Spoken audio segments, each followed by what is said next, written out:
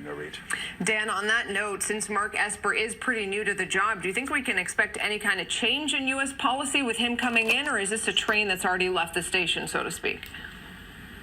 Well, if the train is getting out of Afghanistan, that's under the instruction of President Trump. So if you take a senior job in the Trump cabinet, and that's what Esper has just done, that means you know what the president wants, and that's to end the war in Afghanistan, to claim victory. President Trump says that the United States and its allies are basically involved now in police work.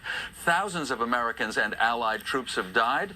Trump wants out of there. Esper, I do not think, is going to change that. All right, and about 13,000 American troops still there, as you say, just around 18 years later. Well, Dan, let's talk politics. Hard to have you on here on the Rundown without it. There are, these days, as we know, very few Republicans that are actually willing to speak out publicly against Trump, whether it is about policy in Afghanistan or anything else for that matter. But a few of them are thinking of challenging him in 2020, it seems.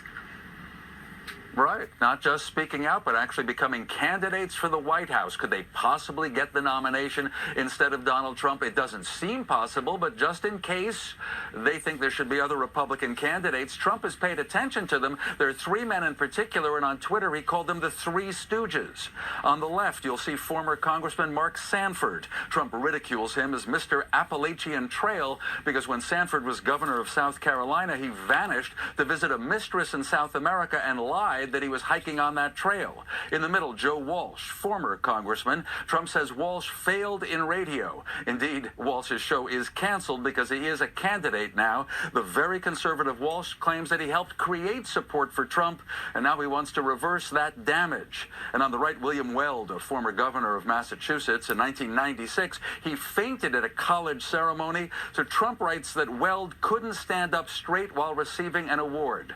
So as we see, President Trump has an insult for every candidate who might run against him. First, the Republicans, and needless to say, whoever the Democrat is running for president next year, Trump will not lack for insults. Nurit? Certainly. We've already gotten a taste of that plenty of times, Dan. If we're already talking Democrats, obviously that is a